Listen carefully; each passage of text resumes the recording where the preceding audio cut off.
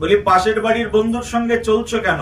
না, ওর সঙ্গে চললে, ওর সঙ্গে বললে, ওর সঙ্গে নাচলে, ওর সঙ্গে গাইলে, ওর সঙ্গে মিশলে আমার আনন্দ হয়, তাই তার সঙ্গে আমি মিশি। বলো নিত্যানন্দ ভগবান কি। তুমি মন্দিরে যাচ্ছ কেন? তো মন্দিরে যাচ্ছি কারণ ওখানে গেলে আনন্দ হয়, হৃদয়ের মধ্যে একটা আনন্দ হয়।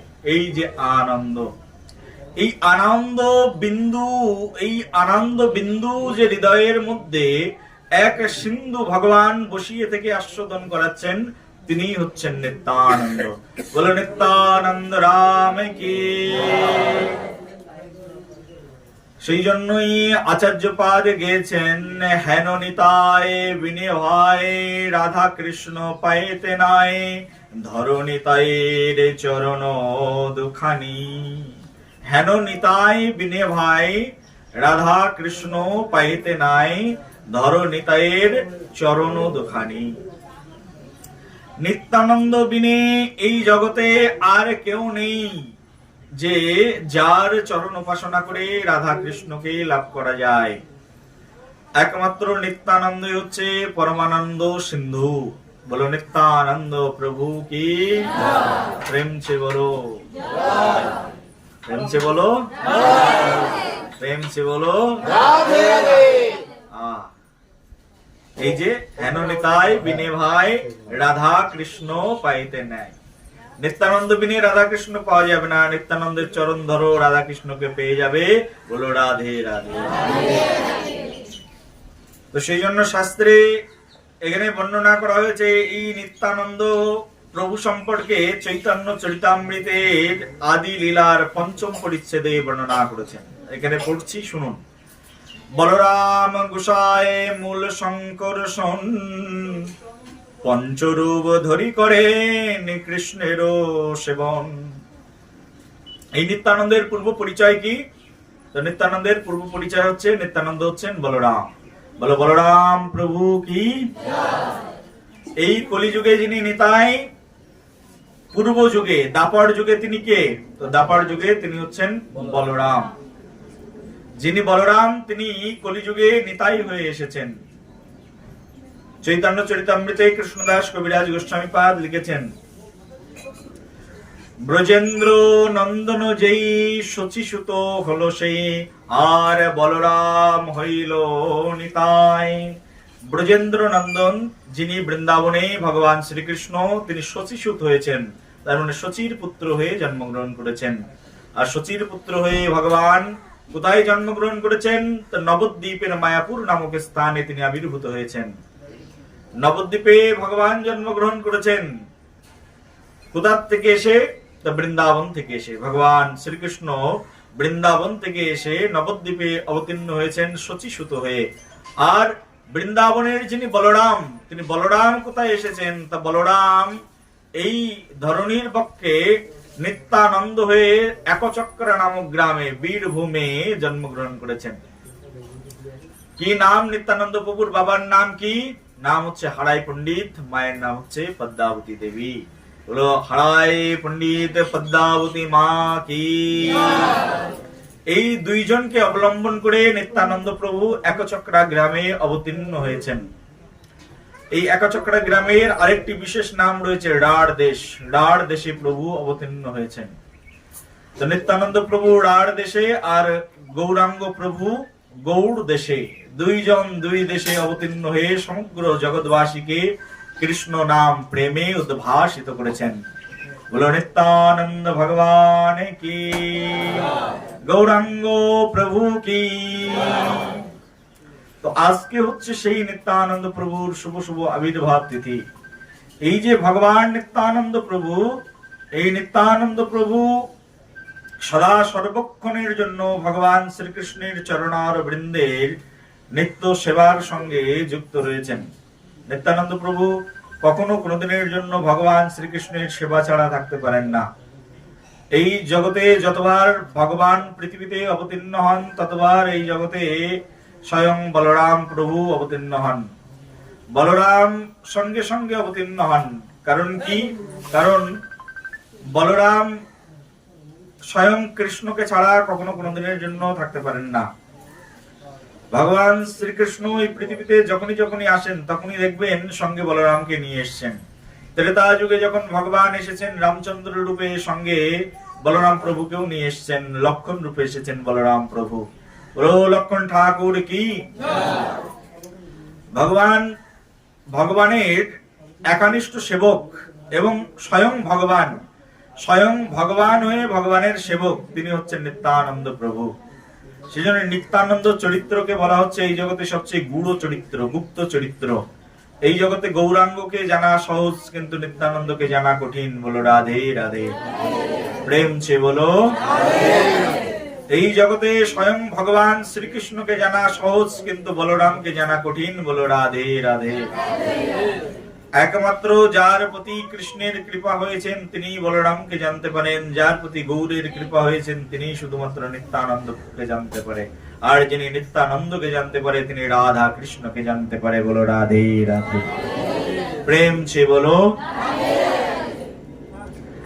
স্বয়ং ভগবান নিত্যানন্দ প্রভুকে জানাটা অত্যন্ত দুষ্কর ব্যাপার, কারণ নিত্যানন্দ প্রভু নিজে গুপ্ত চরিত্র, তিনি নিজেকে গোপন করে রাখেন সদা সর্বক্ষণের জন্য। তিনি সেবা করছেন, কিন্তু তার সেবা অভিমান নেই, তার কোনো গর্ব নেই যে আমি এই সেবাটা করেছি। কি না সেবা নিত্যানন্দ প্রভু করেন না, ভগবানের সব সেবায় নিত্যানন্দ প্রভু করেন। ভগবান শ্রীকৃষ্ণ যখন মনে করেন আমি জুতো পরবো, ভগবান বলরাম সঙ্গে সঙ্গে জুতো হয়ে গিয়ে কৃষ্ণের চরণের মধ্যে ঢুকে বসে থাকে।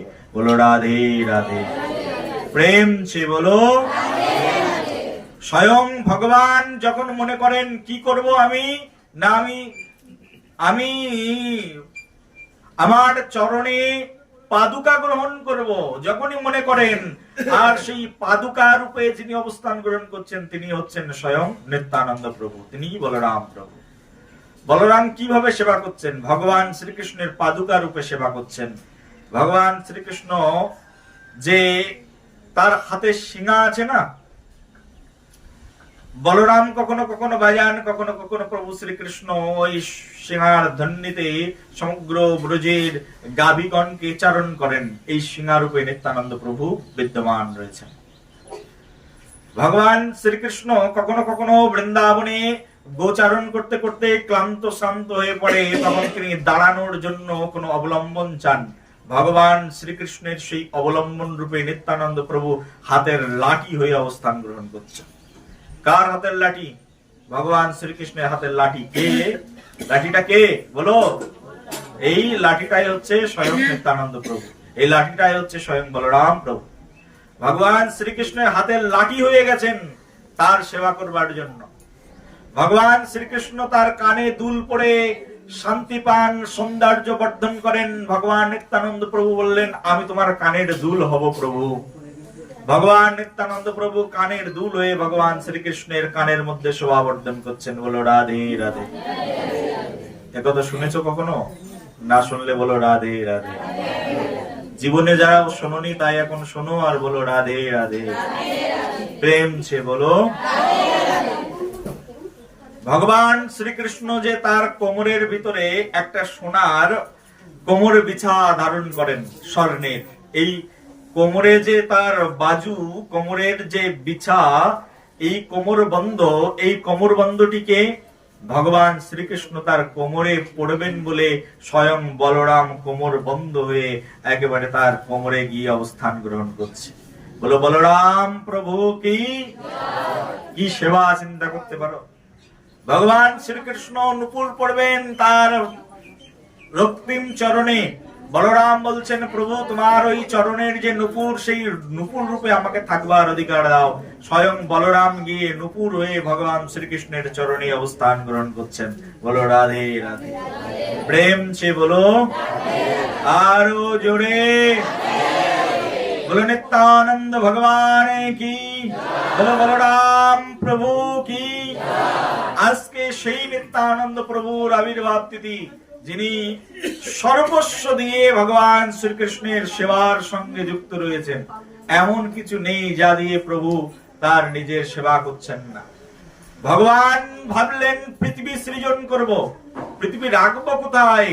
স্বয়ং বলরাম তিনি নিজে এক কচ্ছপের মূর্তি ধারণ করে বললেন আমার পৃষ্ঠের উপরে রেখে দাও। ভগবান থেকেই অবতীর্ণ হয়েছেন এই ভগবানের বিশেষ রূপ, এটাই সংকর্ষণ রূপ, এটাই সেই আদি শক্তি রূপ। এই আদি তত্ত্ব রূপের উপরে এই পৃথিবীটাকে প্রতিস্থাপিত রাখা হয়েছে। বলে নিত্যানন্দ ভগবান কি, বলরাম প্রভু কি, কৃষ্ণচন্দ্র ভগবান কি। নিত্যানন্দ প্রভুর তত্ত্ব ব্যাপক তত্ত্ব, একদিন এক রাতে সম্ভব নয় আলোচনা করা। আমরা জন্মাষ্টমী তিথিতে 7 দিন 7 রাত যেমন শুধু ভাগবতের চরিত্র আলোচনা করেছিলাম, যদি নিত্যানন্দের চরিত্র এরকম 7 দিন 7 রাত আলোচনা করি তাহলে একটু একটু আস্বাদন করা যাবে। বলো রাধে রাধে, প্রেম ছে বলো আরো জোরে। স্বয়ং নিত্যানন্দ প্রভু তিনি অনন্ত শেষ রূপে অবস্থান গ্রহণ করে সমগ্র পৃথিবীকে তিনি তার পৃষ্ঠের উপরে ধারণ করে রেখেছেন। অনন্ত হয়ে অবস্থান গ্রহণ করে ভগবান আর কি করছেন না, অনন্ত রূপে ভগবান স্বয়ং শ্রীকৃষ্ণ যখন পৃথিবীতে অবতীর্ণ হয়েছেন তখন তার মস্তকের উপরে ছাতা ছত্র ধারণ করে রয়েছে। এই ভগবানের মস্তকের উপরে যে ছত্র ধারণ করে রয়েছে ছাতাটাকে, ছাতাটা হচ্ছে স্বয়ং নিত্যানন্দ প্রভু, এই ছাতাটা হচ্ছে স্বয়ং বলরাম প্রভু। বলো নিত্যানন্দ বলরাম প্রভু কি। তো ভগবানের বহুবিধ সেবায় ভগবান এই জগতে, এই কলিযুগে, এবার আসুন কলিযুগের কথা, এই কলিযুগে ভগবান দুর্লভ জিনিস প্রদান করবেন। ব্রহ্মার দুর্লভ প্রেম সবাকারও যাচ্ছে, সেই ব্রহ্মার দুর্লভ প্রেম জগতে দান করবার জন্য ভগবান আসবেন। কিন্তু ব্রহ্মার দুর্লভ, যা ব্রহ্মাও পায় না, সেই দুর্লভ বস্তু কার মাধ্যম দিয়ে জগতে দেবেন? দেওয়ার কে আছে? মাধ্যম দাতাকে, তা মাধ্যম করে দিলেন নিতাইকে। নিতাই ভগবানের এত প্রিয়, বললেন নিতাই তুমি মাধ্যম হয়ে যাও, তুমি মিডিলে বসে থাকো, তোমাকে না হলে কেউ আমাকে পাবে না, তাই তুমি মাঝখানে দাঁড়িয়ে যাও আর এখান থেকে তুমি সাপ্লাই দাও। আমি দিচ্ছি, প্রেম এনেছি, রাধা রানীর প্রেমধন লুটে পুটে নিয়ে এসছি আমি বৃন্দাবন ধাম থেকে নবদ্বীপ ধামে। এখন আমি দেব, কিন্তু দেবে কে? পরিবেশন করবে কে? সবাই তো পরিবেশন করতে জানে না, পরিবেশন তুমিই করতে জানো, যাও তুমি মাঝখানে দাঁড়িয়ে থাকো। নিতাই চাঁদ মাঝখানে দাঁড়িয়ে গেছেন। বলো নিত্যানন্দ ভগবান কি। কে দিচ্ছেন প্রেম? নিত্যানন্দ প্রভুই সকলকে বিতরণ করছেন। সাপ্লাই দিচ্ছেন কে? মহাপ্রভু। বিতরণ করছেন কে? নিত্যানন্দ প্রভু। নিত্যানন্দ প্রভুর করুণা না হলে এই জগতে কোনো কিছুই সম্ভব নয়। হেন নিতাই বিনে ভাই রাধা কৃষ্ণ পাইতে নাই, ধরো নিতাইয়ের চরণ দুখানি। সেজন্য নিত্যানন্দ প্রভুর চরণ জড়িয়ে ধরো,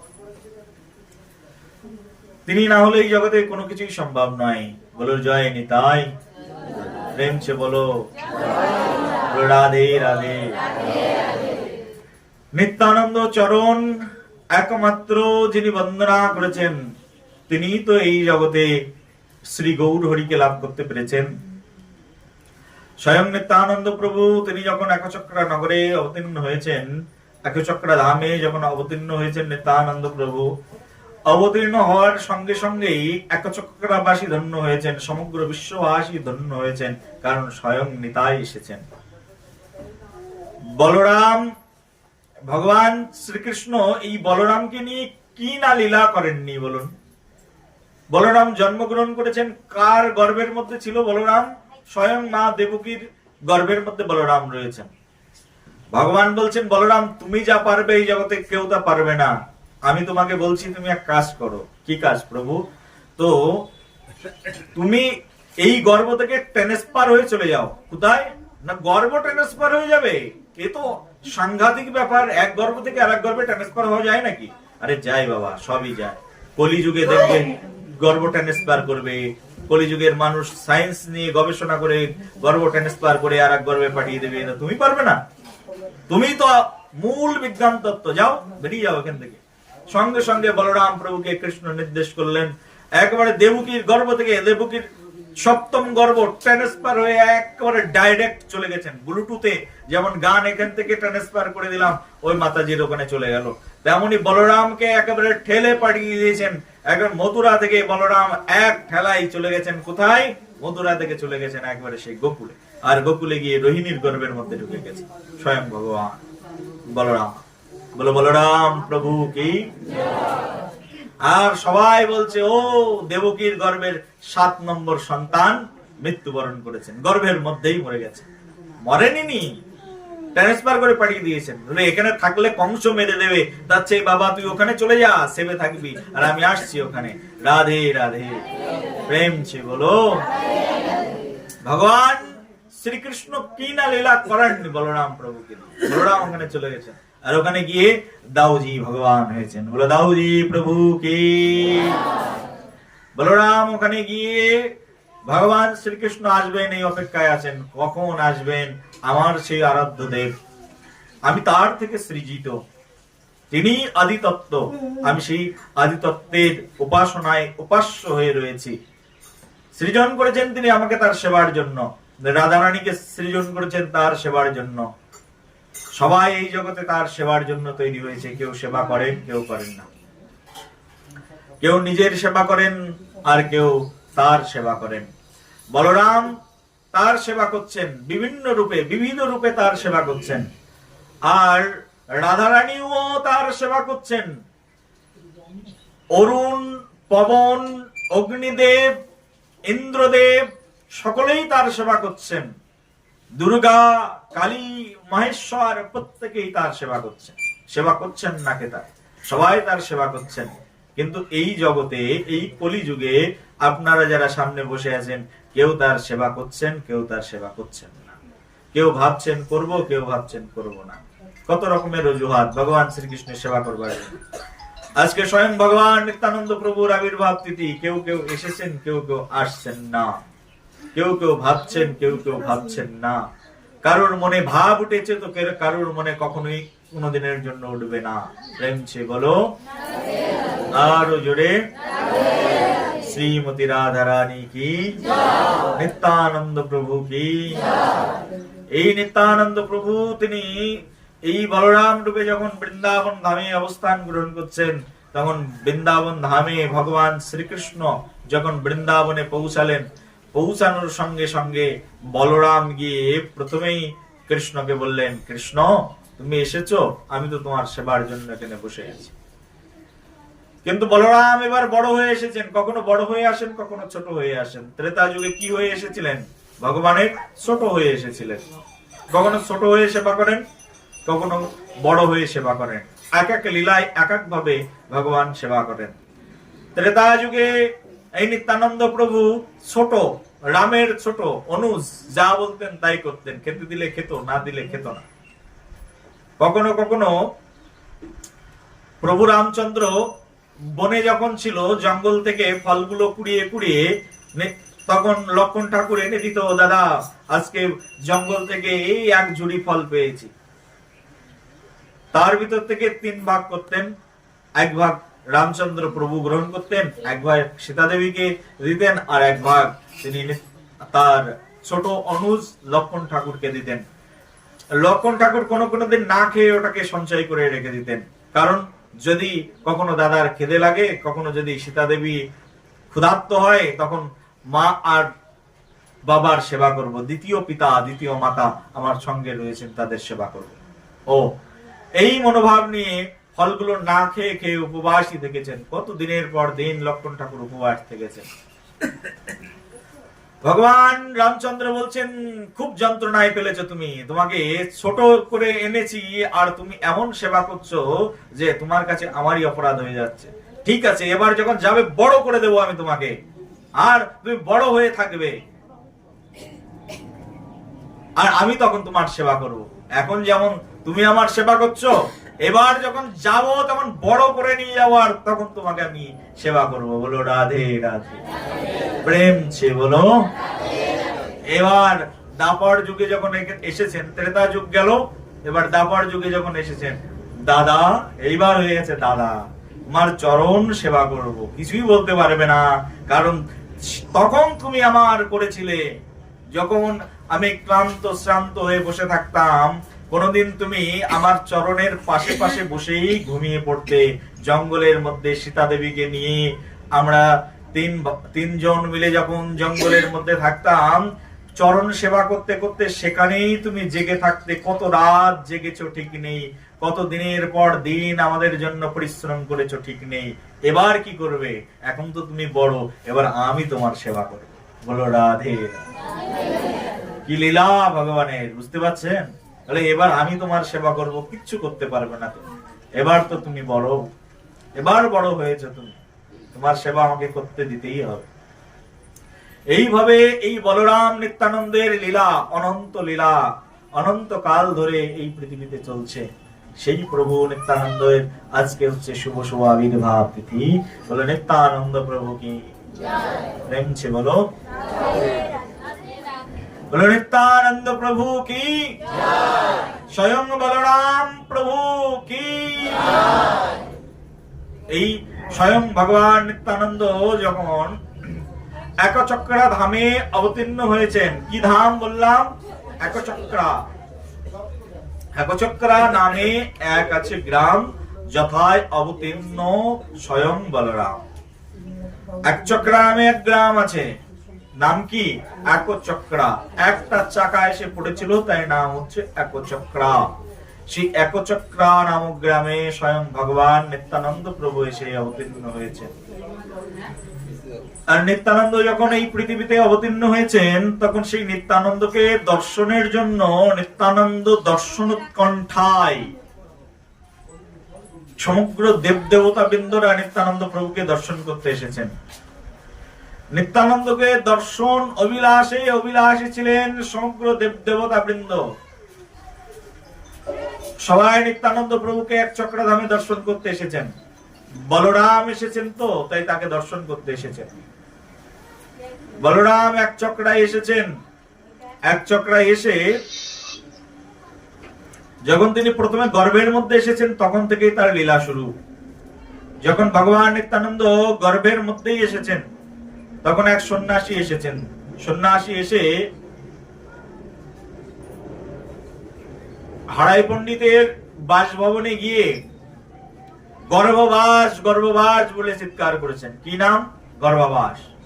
একবার সন্ন্যাসী এসে দুহাত তুলে বলছেন, গর্ভবাস গর্ভবাস গর্ভবাস, এই বলে চিৎকার। কি হলো কি হলো সন্ন্যাসী ঠাকুর? না, এখানে একজন আসবেন, তাই চিৎকার করলাম। তুমি কি করে জানলে? না না মা, তোমাদের বাড়িতেই একজন আসবেন। যিনি আসবেন, তিনি আসলেই জগৎ ধন্য হয়ে যাবে, যিনি আসলে পরম মঙ্গল হবে, যিনি আসলে মঙ্গলের জয়ঢোর বেজে উঠবে, তিনি হচ্ছেন নিত্যানন্দ প্রভু। বলে নিত্যানন্দ ভগবান কি। এই নিত্যানন্দ আসবেন, আগে থেকে এই সন্ন্যাসীগণ জয় সূচনা করে দিলেন। নিত্যানন্দ আসবেন, মঙ্গলের গান গাইতে আসবেন, সমগ্র জগৎকে মঙ্গল দান করতে আসবেন। নিত্যানন্দের মতো মঙ্গলময় প্রভু এই জগতে কে বা আছে, আর কে বা হতে পারে? যিনি মার খেয়ে প্রেম দেয় এমন দয়াল তো নাই হে। মার খেয়ে প্রেম দেয় এমন দয়াল দাতা শিরোমণি পৃথিবীতে আর কেউ হবে না। এখনো যদি কোনো বৈষ্ণবরা কোনোদিনের জন্য মার খায় না, তাতে তাদের লজ্জা হয় না। তার কারণ নিতাই চাঁদ খেয়েছিল, দৃষ্টান্ত হয়ে রয়েছে। স্বয়ং ভগবান এসে মার খেয়েছেন, মার খেয়ে পর্যন্ত প্রেম বিতরণ করেছেন। এমন দয়াল এই জগতে আর কেউ নেই। সেই জন্য মঙ্গল করবার জন্য মঙ্গলময় প্রভু আসবেন একচক্রা নগরে। তার মতো মঙ্গল আর কেউ করতে পারবেন না। জগৎকে মঙ্গল করবার জন্যই তিনি এবার কলিযুগে অবতীর্ণ হবেন। তিনি হচ্ছেন মঙ্গলের স্বরূপ। নিত্যানন্দের কথা চিন্তা করলেই মঙ্গল। আর যারা নিত্যানন্দের ভজন করেন, তিনি তো মঙ্গলময়। নিত্যানন্দের পরম্পরার মধ্যে যারা অবস্থান গ্রহণ করছেন, মঙ্গল স্বরূপ। সেই মঙ্গল স্বরূপের কেউ যদি আরাধনা করে, তাতেই তার মঙ্গল হয়ে যায়। বলো রাধে রাধে। নিত্যানন্দ হচ্ছে মঙ্গলময় অবতার, তার সবকিছুই মঙ্গলময়। অন্য যুগে, বিশেষ করে দাপর যুগে বলরাম একটু রাগী ছিলেন, কিন্তু এবার যখন নিতাই হয়ে এসেছেন, পুরো তার উল্টো রূপটা দেখতে পাবে। একেবারে পুরো উল্টোটা। যেমন পৃথিবীর এই পৃষ্ঠ আর পৃথিবীর ওই পৃষ্ঠ দুটো যেমন আলাদা, তেমনই আলাদা। বলরাম যখন ওখানে ছিলেন তখন তার এক ভাব, যখন এখানে এসেছেন, নবদ্বীপে এসেছেন, কলি যুগে এসেছেন, তখন তার ভাব চেঞ্জ হয়ে গেছেন। তখন তিনি দয়াল দাতা শিরোমণি হয়ে গেছেন। তার মতো দাতা এই জগতে কেউ নেই। একজন শ্রেষ্ঠ দাতার নাম বলো কেউ, দান করে যশস্বী হয়েছেন কে আছে? দাতা কর্ণের নাম আগে মনে আসলো, ঠিক আছে, দাতা কর্ণ অ্যাকসেপ্ট করলাম, সবচেয়ে বড় দাতা দাতা কর্ণ, ওকে। রাজা হরিশ্চন্দ্র অ্যাকসেপ্ট করলাম, বড় দাতা। আর কি জানো সবচেয়ে বড় দাতা আর কে আছে? রাইট, সবচেয়ে বড় দাতা যিনি দান সর্বস্ব দান করে ভগবানকে পেয়েছেন তিনি হচ্ছেন বলি মহারাজ।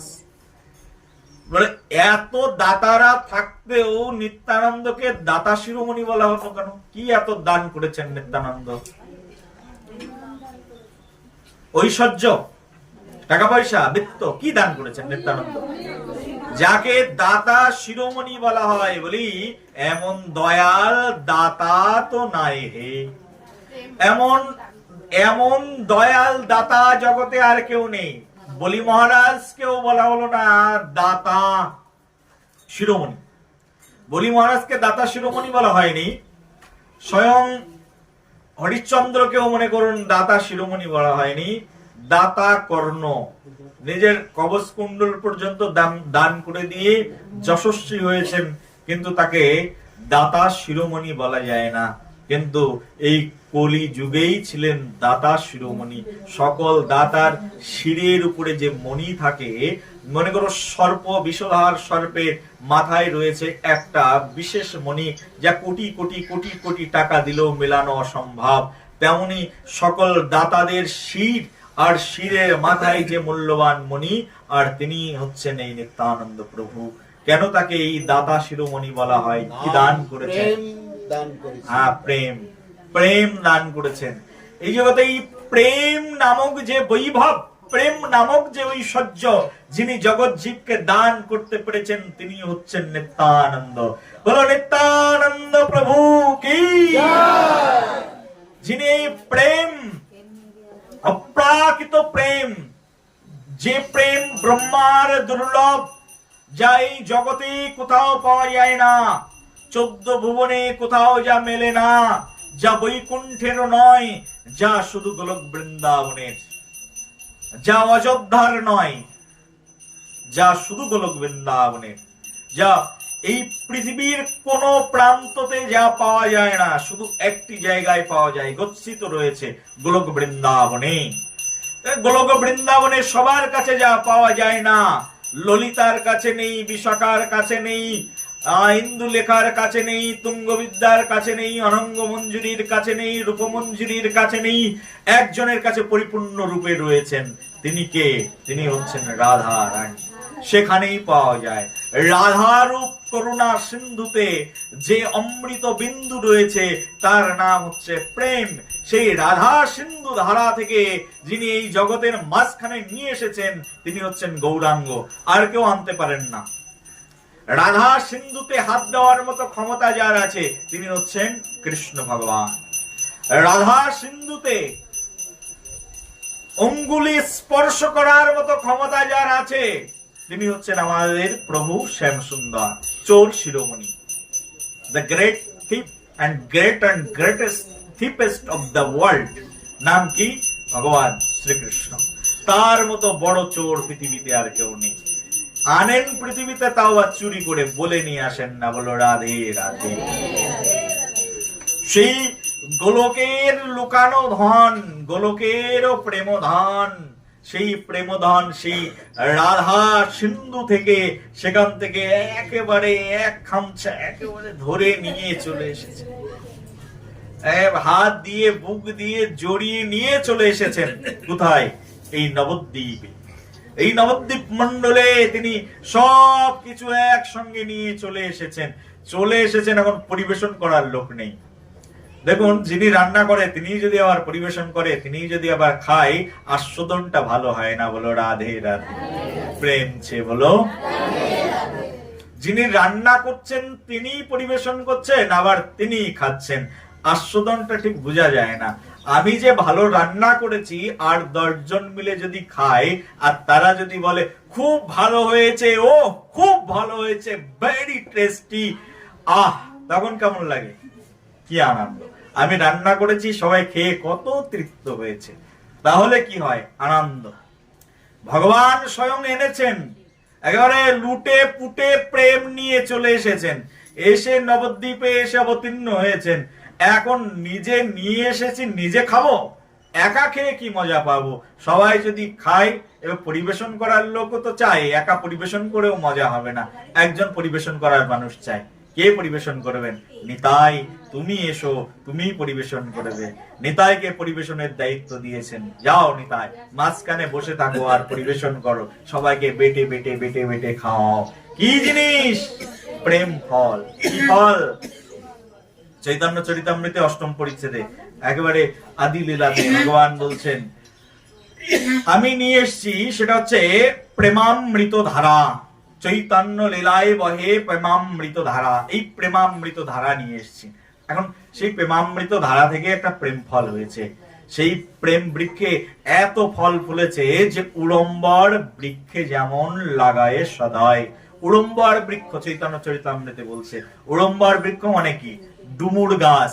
ডুমুর গাছ দেখেছেন? ডুমুর গাছ, ডুমুর গাছের একেবারে গোড়া থেকে শুরু করে মাথা পর্যন্ত ফল ফলে। মহাপ্রভু এমন প্রেমের ফল নিয়ে এসছেন, একেবারে মাথা থেকে শুরু করে সেই গাছের এমন কোন জায়গা নেই যে সেখানে ফল ফলতে বাকি আছে। পাতা দেখা যাচ্ছে না, শুধু ফলই দেখা যাচ্ছে। তার নাম কি? প্রেম ফল। বলছে এত প্রেম ফল আমি একা কি করে আস্বাদন করবা? মহাপ্রভু বলছেন, একলা মালাকার আমি কাহা কাহা যাব, একলা বা কত ফল পারিয়া বিকাবো, অতএব আমি আজ্ঞা দিনু সবাকারে, যাও এই প্রেম ফল বিলাও যারে তারে। বলো রাধে রাধে। বলি এই প্রেম ফল আমি একলা মালাকার কোথায় কোথায় গিয়ে কাকে কাকে পরিবেশন করে খাও। অতএব আমি আজ্ঞা দিনু সবাকারে, যাও যথাই তথাই প্রেম ফল বিলাও যারে তারে। এই যে প্রেম ফল এনেছি, এখন সবাইকে বিতরণ করো, সবাই খেয়ে আনন্দ পাক। আর সেই প্রেম ফল নিয়ে নিতাই চাঁদ একেবারে হাটে বাজারে গ্রামে গঞ্জে এমন কোন জায়গা নেই সেখানে যাননি সেই প্রেম ফল বিতরণ করবার জন্য, সেই প্রেম বস্তুকে বিতরণ করবার জন্য, পরিবেশন করবার জন্য। স্বয়ং নিত্যানন্দ প্রভু তিনি গ্রামে গেলেন, গঞ্জে গেলেন, হাটে গেলেন, বাড়িতে গেলেন, দাঁড়ে গেলেন, ফুটপাতে গেলেন, এমন কোন জায়গা নেই যেতে তার বাকি থাকলো, সব জায়গায় গিয়ে তিনি প্রেম বিতরণ করলেন। বলো নিত্যানন্দ ভগবান কি, বলো রাধারমণ প্রভু কি। স্বয়ং প্রভু নিত্যানন্দ সমগ্র বিশ্ব ভরে এই প্রেম বিতরণ করেছেন। তার প্রেম বিতরণের ঢং ভঙ্গি এমন ছিল কেউ বুঝতেই পারবে না কেমন করে প্রেম বিতরণ করেন। অদ্বৈত ঠাকুর এসেছেন, পিঠের পরে দুম কয়েকটা কিল দিয়ে বলছেন, দেখ প্রেম পাস কিনা। আহ কি আনন্দ! প্রেমামৃত ধারা নিত্যানন্দ প্রভুর। রঘুনাথ দাস গোস্বামী সামনে গেছেন, এদিকে আয় আয় চোরা, আজ তোরে করিমু দণ্ডন। সামনে এসেছেন, চোর বলে সম্বোধন করেছেন। রঘুনাথ দাস গোস্বামীর মাথার উপরে পাটা তুলে দিয়েছেন, তুলে দিয়ে পাটা দিয়ে বলেছেন, দেখ প্রেম পাস কিনা। প্রেম পাচ্ছিস? নে প্রেম। নিত্যানন্দ প্রভুর অদ্ভুত আচরণ বুঝতে পারবে না কেউ। সেজন্য নিত্যানন্দ বৈষ্ণব শিরোমণি বুঝতে পারে না। সেই জন্য বৈষ্ণবের ক্রিয়া মুদ্রা বিজ্ঞ না বুঝায়। বিজ্ঞ জনই বুঝতে পারে না, তো তুমি মূর্খ বুঝবে কি করে বৈষ্ণবের ক্রিয়া মুদ্রা, বৈষ্ণব কি করছে না করছে? তুমি শুধু এটাই বুঝবে বৈষ্ণবের কি করে ভুল ধরা যায়। বলো রাধে রাধে। প্রেম ছে বলো। একেবারে মাথার পরে পা তুলে দিয়েছেন, প্রেম। খাচ্ছেন, খেতে খেতে মুখের উচ্ছিষ্ট প্রসাদ অদ্বৈত ঠাকুর, যিনি সিংহনাদ করে শান্তিপুরে বসে বসে স্বয়ং ভগবানকে ফুল তুলসী দিয়ে ডেকে ডেকে নিয়ে এসেছেন, সেই অদ্বৈত ঠাকুর আজকে যার হুঙ্কারে স্বয়ং গৌরাঙ্গ পৃথিবীতে নেমে এসেছেন, খেতে খেতে মুখের উচ্ছিষ্ট প্রসাদ নিয়ে ছড়িয়ে ছড়িয়ে অদ্বৈত ঠাকুরের গায়ে ছুড়ে ছুড়ে মারতে থাকলেন প্রেম পাওয়ার জন্য। বলো রাধে রাধে।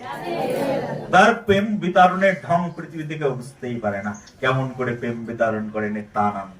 বলে নিত্যানন্দ প্রভু কি। আজকে সেই প্রভু যাকে কেউ কেউ পাগলা নিতাই বলে। বলো পাগলা নিতাই কি।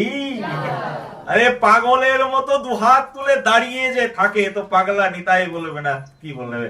দুহাত তুলে দাঁড়িয়ে আছে, বলে আমারে কিনিয়া লহ ভজ গৌর হরি।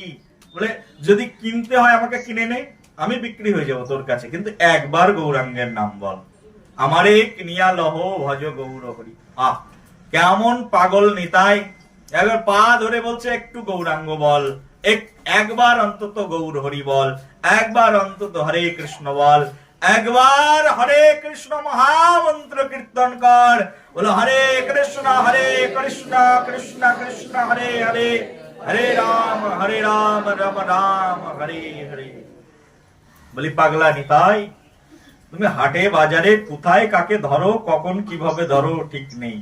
নিতাই যদি কাউকে ধরে তো তার জীবন তো উদ্ধার হয়ে গেল, আর যদি কেউ নিতাইকে ধরে আর যদি কোনোদিন না ছাড়ে তাও উদ্ধার হয়ে গেল, আর ছেড়ে দিলেই সে এই জগতে পড়ে মরল। বলো রাধে রাধে। নিতাইয়ের চরণ সত্য, তাহার সেবক নিত্য, ধর নিতাইয়ের চরণ দুখানি। বলি নিত্যানন্দ তত্ত্বটা কি? বলছে নিতাইয়ের চরণ সত্য। এই জগতে যদি সত্য কোনো চরণ থেকে থাকে তা হচ্ছে নিতাইয়ের চরণ সত্য। আর নিত্য সেবককে বলে তাহার সেবক নিত্য, ধরো নিতাইয়ের চরণ দুখানি। ও নিতাই, তোমার চরণ ধরে বসে আছি, এখন আমাদেরকে পার করো। বলো নিত্যানন্দ ভগবান কি, বলি রাধা রমন প্রভু